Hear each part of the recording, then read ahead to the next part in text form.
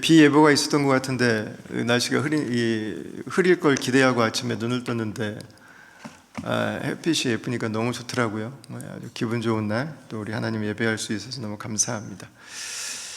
자, 이제 오늘 하고 다음번은 고린도전서의 결론부에 해당되는 내용입니다.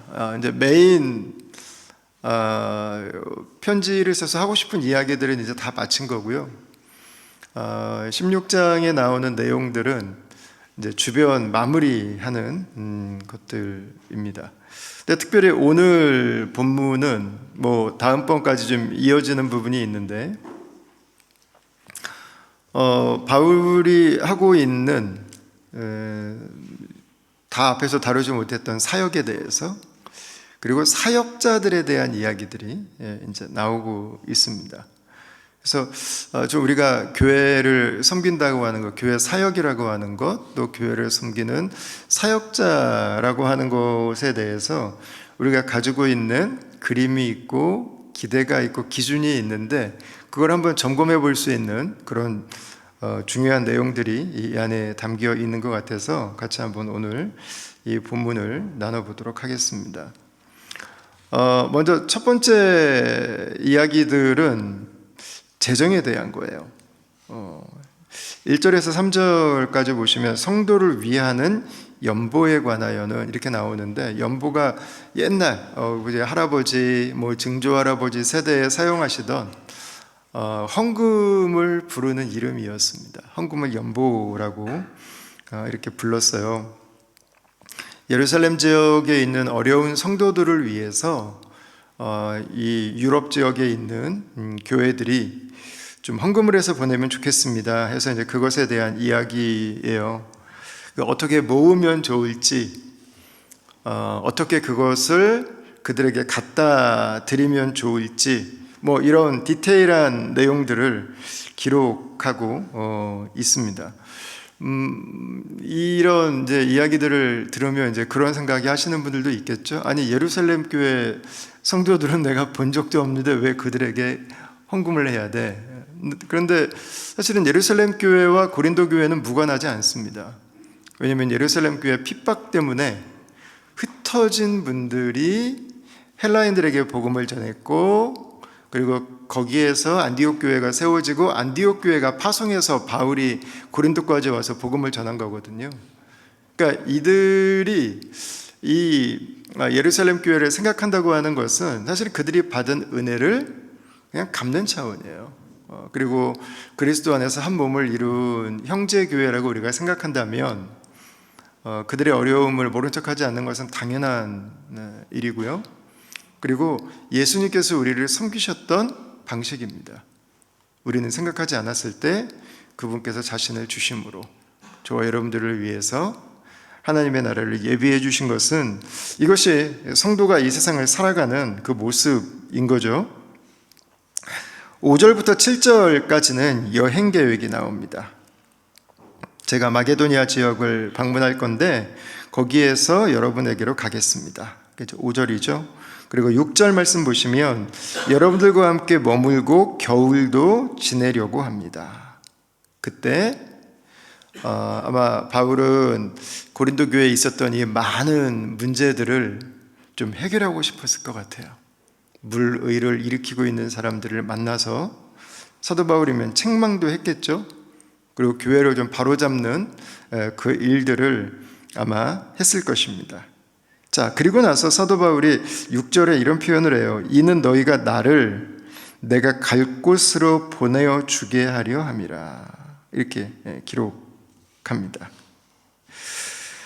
여러분들이 나를 그 다음에 사역지로 파송해 주셨으면 좋겠습니다. 이제 이런 맥락이거든요. 읽으면서 그렇구나, 대부분의 분들은 하실 텐데 아마 어떤 분들은 눈치를 채셨는지 모르겠는데, 이 본문에서 아마 어떤 분들에게는 조금 불편한 부분이 있었을지 모르겠어요. 왜냐하면 왜 사도가 자꾸 돈 얘기를 해? 라는 부분이죠. 왜 헌금을 어떻게 모아야 되는지까지 이야기를 하고 있어?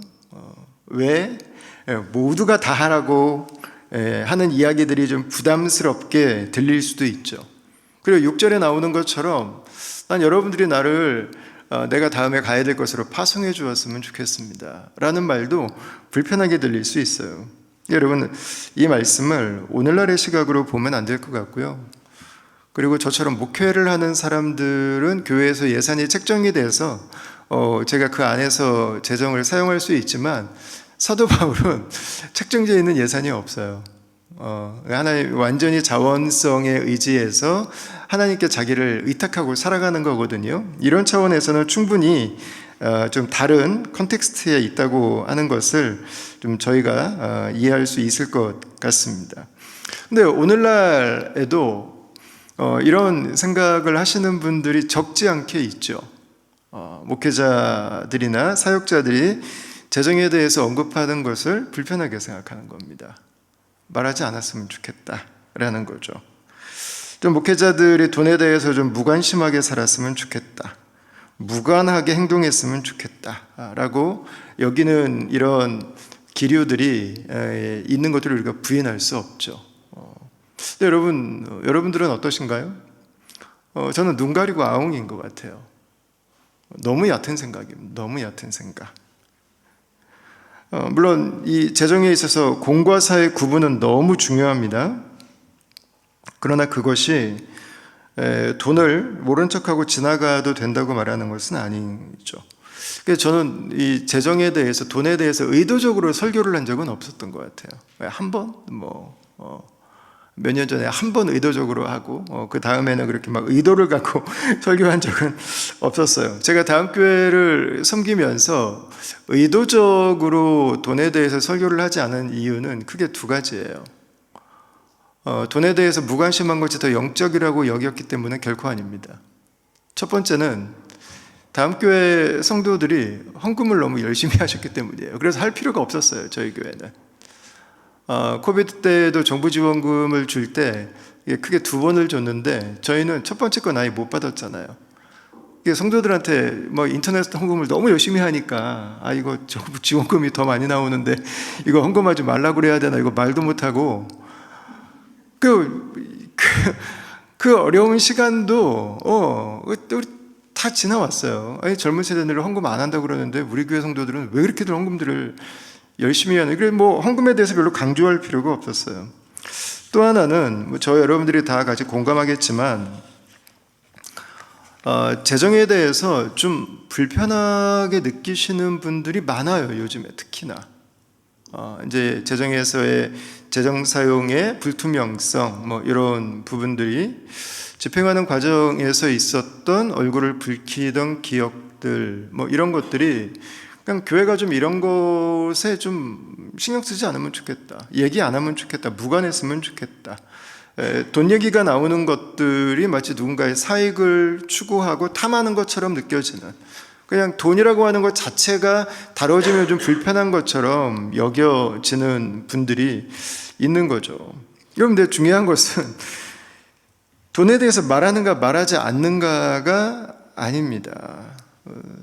그래서 그 당시에 전체 영적인 어떤 지도를 놓고 본다면 사도 바울처럼 넓은 지역의 영적 필요를 아는 사람이 많지 않기 때문에 바울이 어느 지역에 재정적인 필요가 있다고 하는 것을 말하는 것이, 강조하는 것이 굉장히 자연스러운 일이죠. 그거 해야 되는 일입니다.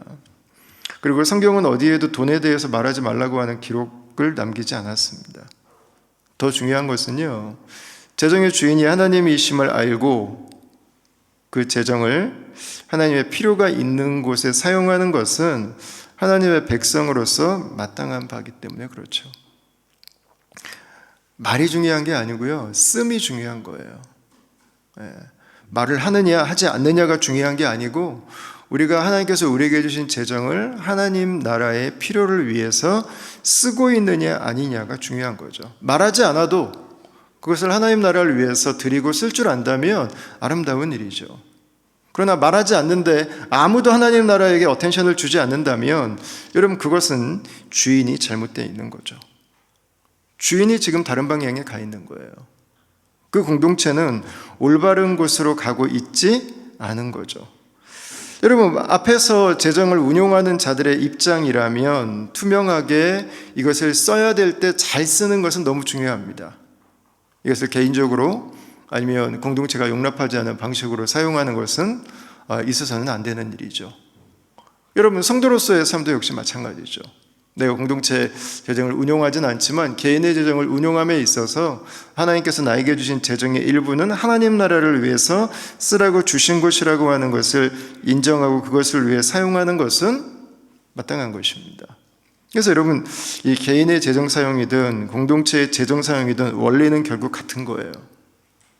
이 돈의 주인이 누구인가 하는 것입니다.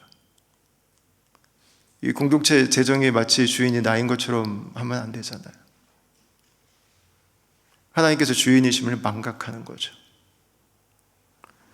여러분, 성도로서 살아가는 우리의 일상의 모습도 마찬가지라는 거죠. 이것에 대해서 가장 묵직한 경고를 하신 분은 예수님이세요. 마태복음 6장 24절을 같이 한번 읽어볼까요? 자, 시작. 한 사람이 두 주인을 섬기지 못할 것이니 혹 이를 미워하고 저를 사랑하거니와 혹 이를 중히 여기고 저를 경히 여김이라. 너희가 하나님과 재물을 겸하여 섬기지 못하느니라. 아멘. 여러분, 예수님께서는요, 하나님과 돈은, 하나님과 재물은 비교할 가치 자체가 없는 것입니다. 재물은 하나님께서 그분의 백성들에게 사용하라고 주신 거예요. 근데 하나님이 마치 이 돈이 하나님과 대등한 것처럼 여겨질 수 있다고 예수님은 경고하고 있습니다. 돈이 하나님과 대등한 것인가? 전혀 아닙니다. 우리가 그렇게 여기고 살아간다고 하는 거예요. 그 정도로 우리에게 큰 의미를 가질 수 있는 것이다. 자본주의를 살아가는 저와 여러분들에게는 더 이상 설명이 필요 없는 거죠. 우리의 믿음이 얼마나 성숙한가를 알 수 있는 표지들이 있을까? 우리가 예배하고 또 우리가 하나님 앞에 엎드리고 하는 우리의 영적인 삶도 있는데, 현실적으로 우리의 믿음의 성숙을 알 수 있는 가장 좋은 지표 중에 하나는 그 사람의 크레딧 카드 내역을 보는 것입니다. 그 사람의 지갑을 열어보는 것입니다. 여러분, 돈은 영적인 것입니다. 돈의 사용은 영성의 문제. 우리가 하나님 앞에 어디 있는가가 우리가 돈을 어떻게 쓰는가를 보여줍니다. 지갑과 내 크레딧 카드는 내 인생의 주인이 누구이고 나의 우상이 무엇인지를 새겨놓고 있어요. 여러분, 하나님 앞에 온전히 서 있는 그분의 백성들이 그 도시 안에 있다면 몇 명이 있든 중요하지 않습니다. 하나님 나라를 섬기는 재정은 부족할 수 없습니다. 부족하지 않습니다. 하나님은 그분의 백성들을 통해서 하나님 나라를 섬길 풍성한 것들을 공급하십니다. 그런 성도가 모인 교회라면 재정이 부족할 수 없습니다. 교회 재정 문제 또한 영적인 문제예요. 성도의 개인적인 삶이든 그것이 교회의 모습이든 여러분 마찬가지입니다. 재정에 어려움이 있다면 제일 먼저 해야 되는 일은 사람들에게 알리고 의논하고 토론하는 것이 아닙니다. 주님 앞에 나아가는 것입니다. 엎드리는 것입니다. 공급자 되시는 하나님을 바라는 것입니다. 우리의 공급자는 주님이십니다. 그 주님 앞에 나아가는 것이 우리의 첫 번째가 되어야 됩니다. 그때 주님께서 그 일들을 해결하시죠. 이 부분이 바로 서 있지 않는다면 그분은 교회에서 직분을 갖지 않는 게 맞죠. 저희 교회도 직분자 세울 때 제일 먼저 보는 것 중에 하나가 이분이 11조 하고 있는 거예요. 11조 하고 있는가. 재정이 들여지지 않고 있다고 하는 것은 내 삶의 주인이 제대로 설정되어 있지 않다는 거예요. 못 드려요. 드릴 것 같지만 저 정도 벌면 11조 드리겠다 하겠지만 절대로 못 드립니다. 자산이 많을수록 헌금도 못 드립니다. 자산이 많을수록 구두쇠가 더 많아요. 그렇게 아꼈기 때문에 부자가 된 분들이 많기 때문이죠. 드리는 것은요, 하나님과의 관계가 바로 잡혀있기 때문이에요. 사도행전에 보면 집사님들 세우는데 기준이 성령과 지혜거든요. 성령과 지혜, 말씀과 기도의 생활이거든요. 하나님 앞에 말씀과 기도의 삶으로 내 중심이 잡혀있는 사람은요, 물질이 어디에 있어야 되는지를 알아요. 그 사람은 하나님 앞에 내가 드려야 될 것들을 온전히 드릴 줄 알아요. 그러나 하나님과의 관계가 무너지면 못 드립니다. 세상이 더 커 보이기 때문에 내가 잡아야 될 것, 내가 가져야 될 것이 나에게 더 커 보이기 때문에 그렇죠. 왜 못 드려요? 영적으로 무너져 있는 거예요. 그 물질이 영혼을 보여주는 것입니다.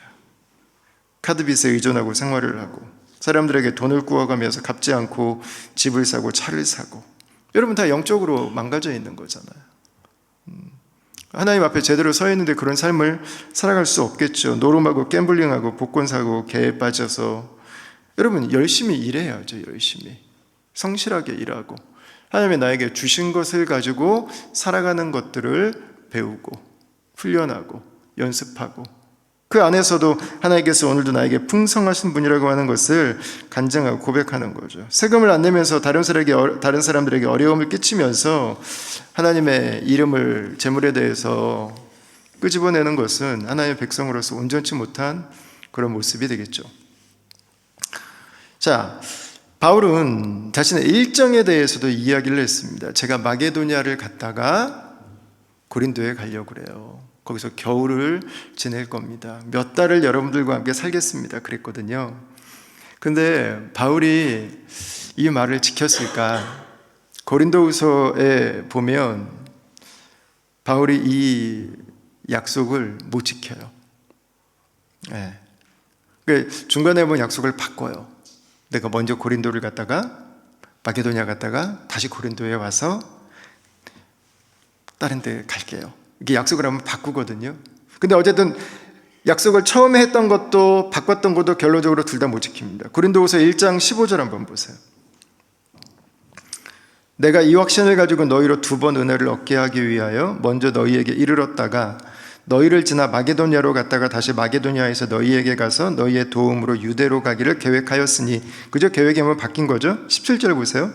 이렇게 계획할 때 어찌 경솔히 하였으리요. 혹 계획하기를 육체를 따라 계획하여 예예하면서 아니라 하는 일이 내게 있겠느냐. 왜 이런 말을 할까요? 못 간 거거든요. 약속을 못 지킨 거예요. 그래서 지금 편지 보내고 있는 거, 고린도후서를 써서. 내가 못 갔습니다 라는 이야기를 하고 있는 거죠. 17절 내용 보시면 바울이 내가 경솔하게 했겠어요? 라고 하는 말을 보면 왜 그런 말을 했겠어요?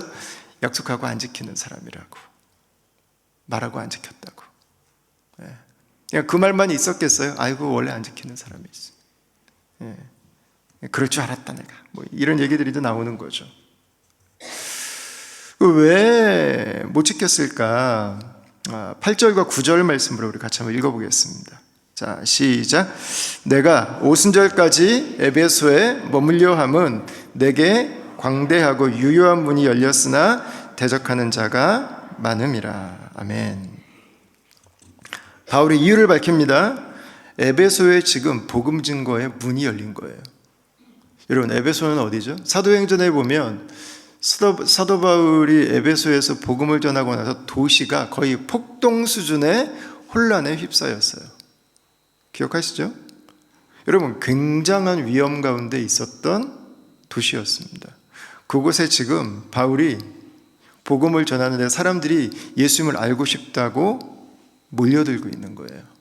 나 믿음으로 살겠다고 결단하고 있는 거예요. 그래서 못 가요. 갈 수가 없게 된 거예요.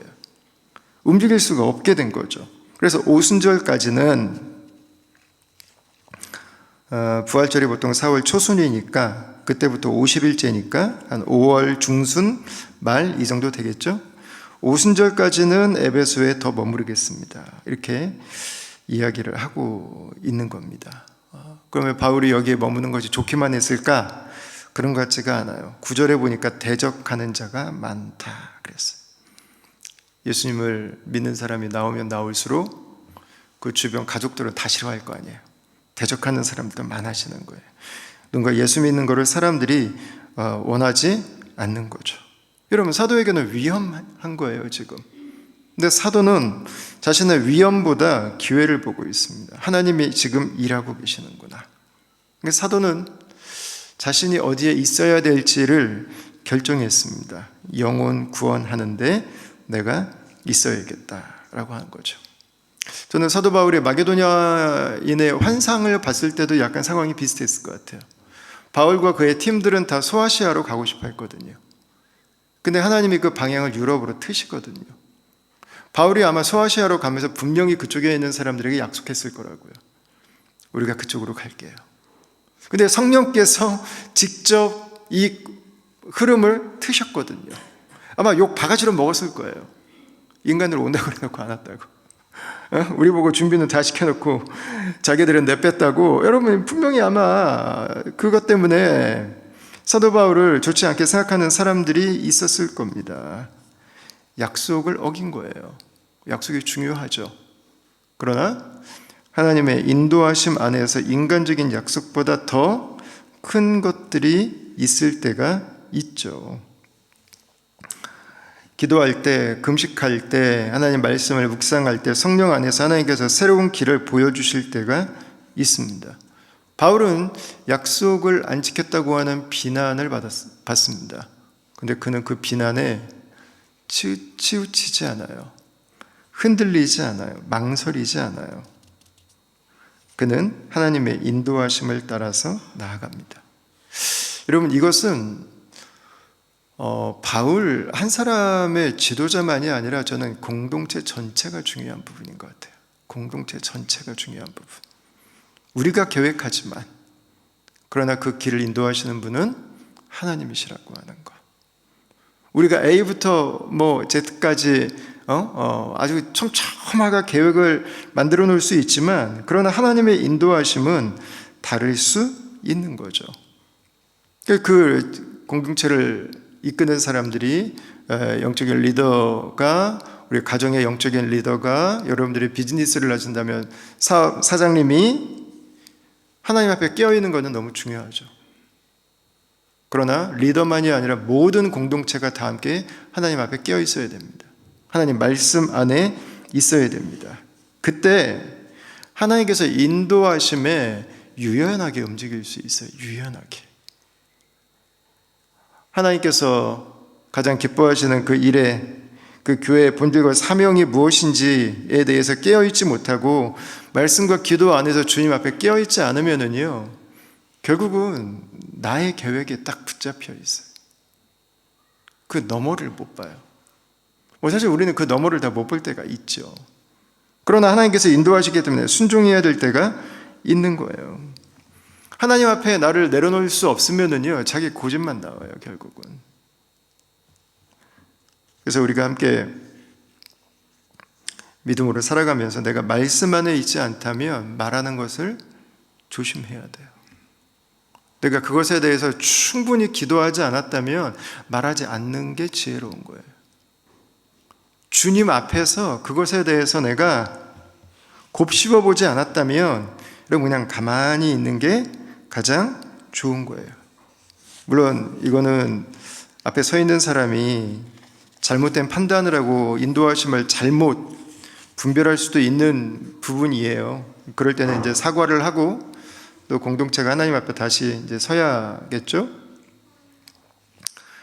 자, 이 9절 말씀 보시면 대적하는 자도 많다 이런 표현이 있는데 저는 우리 성도들과 함께 대화를 나누면서 이런 표현들을 종종 들어요.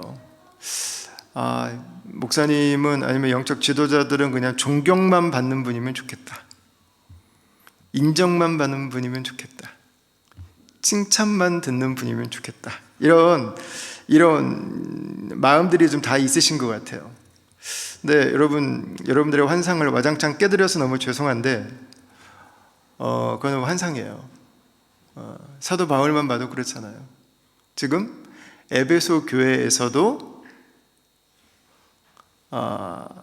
바울에게 어게인스트 하는 사람들이 있고 고린도 교회 보세요. 본인이 개척한 교회예요. 근데 다 바울을 따르지 않아요. 교회가 네파로 갈려버렸어요. 여러분, 모든 사람이 좋아하는 지도자는 세상에 존재하지 않습니다. 심지어 바울은 성도들에게 바울은 영적이지도 못하고 바울은 말도 제대로 못한다고 하는 평가까지 듣습니다. 고린도후서 10장 10절이죠. 그들의 말이 그의 편지들은 무게가 있고 힘이 있으나, 그러니까 글은 잘 쓰는 거예요. 그가 몸으로 대할 때는 약하고 그 말도 시원하지 않다 하니 그랬어요. 그러니까 영적 지도자 베드로는 어떻게 했어요? 베드로는 다 마찬가지인 거예요. 누구든지 앞에 선다고 하는 것은요, 모든 사람에게 존경과 칭찬을 듣는 사람이기 때문이 아니에요. 그것은 강박입니다. 여러분들이 부모가 된다면 여러분들은 자녀들에게 비판받는데 익숙해질 겁니다. 여러분들이 비즈니스를 시작하셨다면 여러분들의 직원들이 여러분들에 대해서 비판하는데 아마 익숙해지실 겁니다. 여러분들이 동호회 회장을 맡으시든 우리가 작은 어떤 리더를 맡는다면 여러분 다 마찬가지예요. 왜 그래요? 첫 번째는 우리 모두가 다 존경하지 못할 면이 있어요. 모두가 다. 뭐 예외가 없어요. 다 있어요. 다 흠잡힐 만한 부분들이 있습니다. 모든 사람들이 그래요. 하나님이 그 자리에서 그 사람들을 섬기기 위해서 부른 것이지, 그 사람이 완전하기 때문에, 완벽하기 때문에 하나님이 부르신 게 아니에요. 하나님은 그 사람의 강점을 쓰시기 위해서 약점이 있는 사람들을 부르신 거예요. 제 주변에도 하나님께 크게 쓰임 받으시는 분들이다, 이분은 이런 분들 뵈도요, 약점이 굉장히 많아요. 큰 약점들이 있어요. 만약에 어떤 지도자에 대해서 칭찬만 있다 그러면 이렇게 생각하셔야 돼요. 그를 따르는 분들이 그분의 약점을, 그분의 약함을 간과하는 거예요. 그냥 안 봐주는 거예요. 그리고 그분의 강점과 그분의 장점만을 칭찬하는 문화가 그 공동체 안에 만들어져 있는 거죠. 그래서 좋은 공동체, 좋은 리더가 있는 공동체는 리더가 완전하다는 말이 아니에요. 성도들이 성숙한 눈을 가진 거예요. 그는 지도자의 역량만이 아니라 성도들이 지도자의 부족한 모습을 덮어줄 수 있고, 지도자의 뛰어난 모습들을, 빼어난 모습들을 격려해주는 그런 성숙함을 가지고 있는 거죠. 오늘 본문에 나오는 디모데도 그렇잖아요. 10절, 11절 보세요. 디모데가 이르거든 너희는 조심하여 그로 두려움이 없이 너희 가운데 있게 하라. 그도 나와 같이 주의 일을 힘쓰는 자임이라. 그러므로 누구든지 그를 멸시하지 말고 평안히 보내어 내게로 오게 하라. 나는 그가 형제들과 함께 오기를 기다리노라 그랬어요. 디모데 전후서에 나오는 디모데의 캐릭터는 어때요? 약간 소심하고 두려움도 많고 굉장히 내향적이고, 오늘 나오는 단어들 그랬잖아요. 조심하고, 두려움을 없이 하고, 멸시하지 말고, 평안히 보내라. 여러분, 이런 디모데가 지금 네파로 갈라져가지고 서로 잘났다고 싸우는 고린도 교회로 가는 거거든요. 디모데가 마음이 어떻겠어요? 그러니까 지금 사역자를 좀 생각해서 배려하라고 하는 내용을 말하고 있는 거죠. 여러분, 이게 사역자인 거예요. 만약에 여러분들이 자녀들에게 비난을 받으시든, 여러분들이 사장님이신데 직원들에게, 아니면 여러분들이 어떤 모임을 맡으셨는데 여러분들이 섬기고 있는 분들에게 비난을 받는다면 여러분 속상해하지 마세요. 하나님은 나의 부족함 때문에 내가 하나님을 섬기는데 문제가 된다고 말씀하지 않으세요. 오히려 하나님은 나의 연약함 때문에 나의 섬김이 하나님의 은혜였다고 하는 것을, 내 삶을 이끌어가는 것은 하나님의 손길이라고 하는 것을 간증하게 하시고요, 고백하게 하세요. 낙심하지 마시고요, 하나님께서 그 일들을 넉넉하게 감당하게 해주세요. 사도 바울도 고백하잖아요. 9절, 나에게 이르시되, 고린도후서 12장입니다. 나에게 이르시기를 내 은혜가 내게 족하도다. 이는 내 능력이 약한 데서 온전하여 짐이라 하신지라. 그러므로 도리어 크게 기뻐함으로 나의 여러 약한 것에 대하여 자랑하리니 이는 그리스도의 능력이 내게 머물게 하려 함이라 그랬어요. 나이가 약하기 때문에 하나님 앞에 엎드리잖아요. 하나님께 매달리잖아요. 아무리 생각해도 나는 이 자리에 적합하지 않은데, 내가 다 준비됐다고 생각하지 않는데 하나님이 나에게 이 일을 맡기셨어요. 나는 약해요. 나는 부족해요. 그럼 어떻게 해요? 하나님을 붙들어야죠. 완전하신 하나님의 인도하심을 구하는 거죠. 그때 부모의 자리를 감당하는 거죠. 그때 순장님의 자리, 그때 교사의 자리, 그때 우리가 섬기는 사장님의 자리, 그때 우리가 서 있는 그 자리를 감당하게 되는 거죠. 그래서 하나님이 사용하시려고 부르신 사람들의 영순위 사역은요, 하나님 앞에 나아가는 것입니다. 하나님 앞에 엎드리는 것입니다. 그분으로 충만함을 입는 것입니다. 그때 그 자리를 감당할 수 있어요. 여러분, 그러나 또 한 가지가 이유가 있어요. 우리가 주를 섬길 때 비판받는 다른 이유는 비판하는 사람의 미성숙이기 때문이기도 해요. 비판은 보면 습관이거든요. 습관. 만약에 생각해 보면은 비판하지 못할 사람이 없어요. 누구나 다 비판할 여지를 가지고 있거든요. 다 있어요. 예외가 없어요. 근데 그 비판의 맛을 들이기 시작하면 우리 주름살 방향이 만들어지는 것처럼 그게 언어의 방향이 만들어지거든요. 그러니까 그 비판으로 자기도 비판받을 수 있다고 하는 것은 생각하지 못하는 거죠. 내가 비판받을 부분이 있다고 하는 것은 보지 못하는 거예요. 여러분, 비판하는 내용은 다 맞아요. 틀리지 않아요. 근데 그 비판에 사로잡혀 버려요. 존중이 아니라 비판이 내 삶의 방향이 되는 거죠. 그 비판으로 나의 부족을 보고, 그걸 우리 요즘에 메타인지라고 하잖아요. 메타인지. 나를 객관화해서 하나님 앞에서 볼 수 있는 안목을 키우는 거. 여러분, 그러면 성숙해가고 성장해 갈 수 있죠. 그러나 그 비판이 다른 사람들을 향한다면 여러분, 계속해서 나는 그 자리에 머물러 있는 거죠. 오늘 말씀에 고린도전서 2장 14절을 한번 보세요. 여기서 사도 바울은 성도들이 빠질 수 있는 함정 하나를 지적합니다. 우리 다 같이 한번 읽겠습니다. 시작. 육에 속한 사람은 하나님의 성령의 일들을 받지 아니하나니 이는 그것들이 그에게는 어리석게 보임이요 또 그는 그것들을 알 수도 없나니 그러한 일은 영적으로 분별되기 때문이라. 아멘. 제가 몇 시까지 설교해야 되죠? 오케이. 거의 왔어. 맞출 수 있어. 자, 육적인 기준으로 판단하는 거예요. 육적인 기준으로 판단하는 거. 그냥 사회적인 컨센서스, 세상적인 상식으로만 판단하는 거죠. 그러니까 이런 거예요. 왜 에베소 교회에 바울이 더 머물러야 되는지 이해를 못해요. 세 가족들이 그 불가능한 땅에서 영혼들이 복음을 알겠다고 밀려오는데 왜 거기에 있어야 되는지를 모르는 거예요. 우리랑 약속했으면 지켜야 되는 건데 왜 거기에 있느냐고 라는 말이 나오는 거죠. 하나님께서 마게도냐로 가라고 하시는데 왜 순종하는지를 몰라요. 그냥 온다고 했으면 와야지.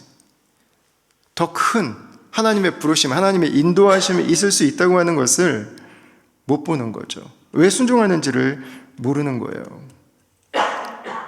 하나님의 우선순위를 분별하지 못하는 거죠. 영적인 어린아이와 같습니다. 영적인 어린아이와는 싸우지 않는 거예요. 싸울 필요가 없어요. 똑같아지니까. 영적으로 성숙하게 분별하며 가면 되죠. 성숙한 모습은 뭘까요? 12절 말씀을 한번 보겠습니다. 12절, 오늘 본문 마지막인데, 형제 아볼로에 대하여는 그에게 형제들과 함께 너희에게 가라고 내가 많이 권하였으되 지금은 갈 곳이 전혀 없으나 기회가 있으면 가리라 그랬어요. 고린도 교회 성도들은 지금 고린도 지역 교회에 말씀 사역자가 없는 것 같아요. 다시 아볼로가 와서 말씀 사역을 해주었으면 하는 기대가 있습니다. 근데 여러분, 성도들은 지금 바울과 아볼로를 어떤 관계로 봐요? 경쟁 관계, 갈등 관계. 둘이 경쟁하고 갈등해요? 아니요. 성도들이 자신들이 나뉘어 있으니까 그들도 나뉘어 있기를 원하는 거죠. 근데 여러분, 굉장히 재밌는 표현이 나와요. 바울이 아볼로에게 고린도 교회에 가서 섬기시면 어떻겠냐고 하는 이야기를요, 많이 권했대요. 많이 권했어. 놀랍지 않아요? 좀 경쟁 심리가 붙을 법도 한데, 좀 내가 내 자존심을 부릴 법도 한데 절대로 그렇게 하지 않습니다. 여러분, 바울은 사람들이 경쟁관계로 보고 둘을 다 비판하고 둘을 이간질하는데요, 거기 말려 들어가지 않아요. 왜 그럴까요? 중심에 자신도 아볼로도 있지 않아요. 바울이 존재하는 이유는, 아볼로가 존재하는 이유는 주님 때문이에요.